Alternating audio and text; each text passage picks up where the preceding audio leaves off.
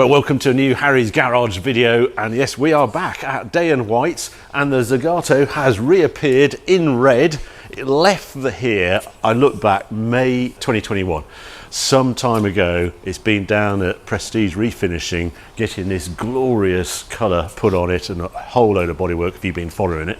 But today is a big day because there is the engine, gearbox, subframe, brakes, all together, and the plan of attack today is Gord and his gang are coming in, and we're going to put that back in the Zagato. It's going to be reconnected with its heart, its engine, and I can't wait to see it all. And you'll be joining me, so I'm going to go behind the camera and you'll join us as that gets bolted back in this Zagato.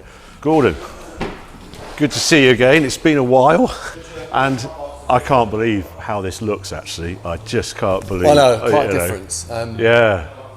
And I mean, incredible. I mean, the guys at Prestige and Sam have done a fantastic job. We know that.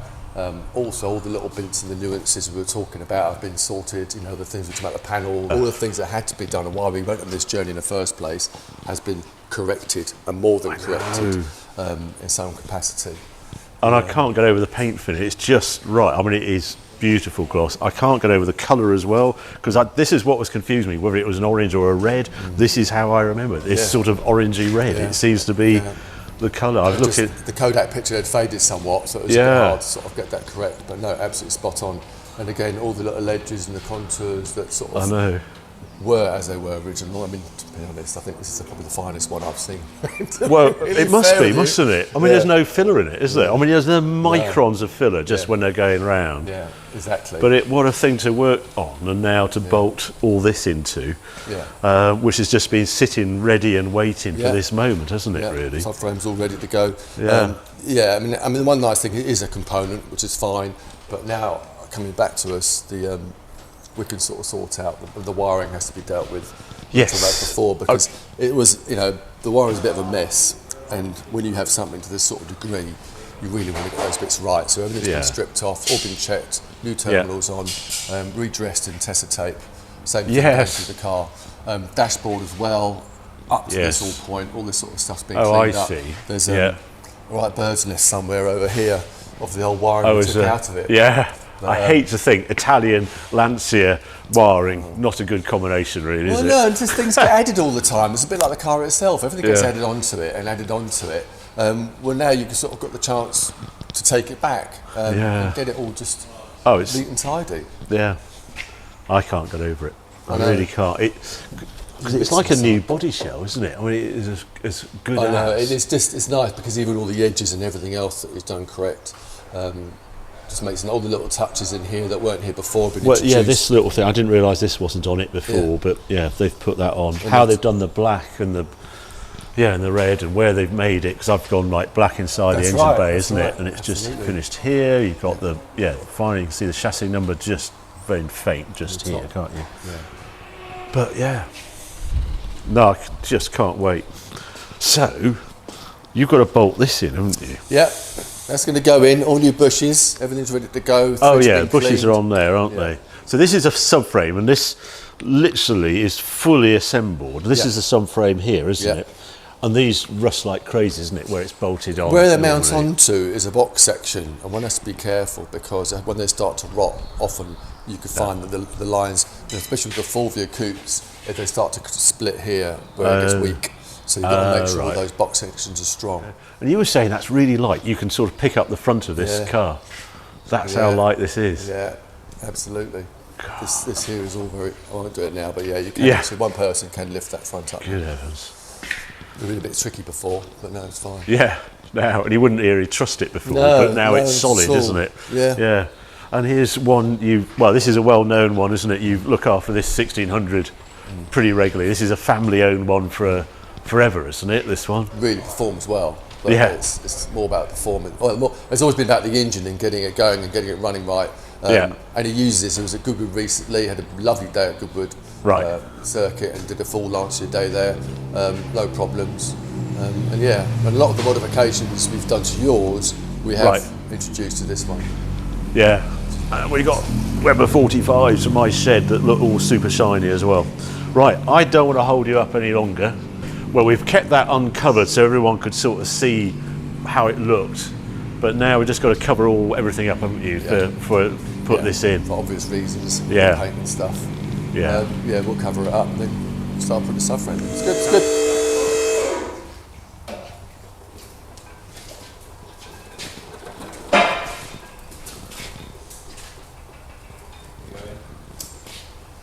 Right, so what level are you actually going to put it in? Are you lifting that up or are you pushing it? It's safer and more stable being as it is. Oh, so you put it in at this level? Bring it down to this level, should be absolutely fine. Well, before it all disappears, Gordon, this is spectacular. This manifold, it is utterly, it's art. Manifold, a lot of practice really, getting over the years, took information. Just to get that clearance. Absolutely. So it comes through there. Also, there's two things, twofold. Obviously, you've got to get the lengths right where the actual combustion chambers are, so that's into the actual figure. And then also come around here, very important, which is often people is have the proximity to the actual uprights. Yeah. Because if it's too close, you're stuck.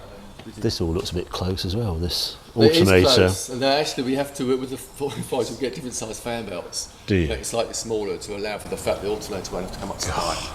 And again, we have the also bespoke radiator. So this is going to get lowered down. It's our last sight of it. Yeah, all complete. Yep.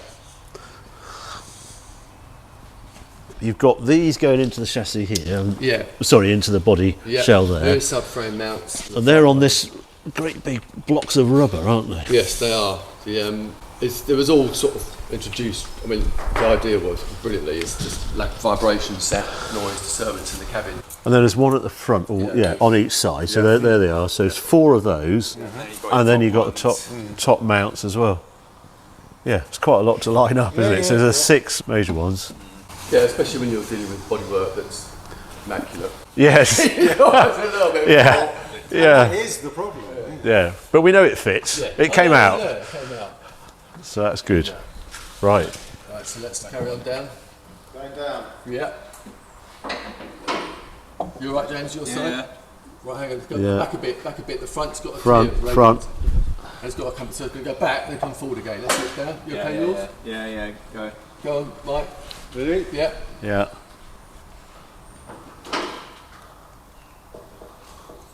That's it. There, we can take it forward a little bit. Go on. You go slow. Yeah. You're right. Keep going. Just about to go inside now. Go on. Beautiful. Go on. There it is. More quickly. Yeah. Go. Yeah, you're in. Work. A bit more. Ready? Yeah. Go on. Yeah. Go on. Keep going. Go on. Yeah, Come go. on. More. Yeah. Right, hold it there. You're right there, James? Yeah. Right, fine, good. Okay, laughing. Lovely. Okay, yours? One sec, so I have to put this bush in. Let's put that one. Ready? Yeah, go on. Keep going. Go on. Keep going. Keep going. There it Keep going. just appearing. It's Yeah. appearing. Well, that's on it now. Right, okay. That's on it there. Right, let's just check down the bottom. Yeah, that's all. That's all Yeah, there. you're good, you're in. Yeah, that's all there. We're all in. Front's in. Back's in. Top's there. Right, subframe's in. How many mounts? So we got two bolted in at the top. To the top. That's and then good. 4 at the bottom. Are they all in? You've done this one.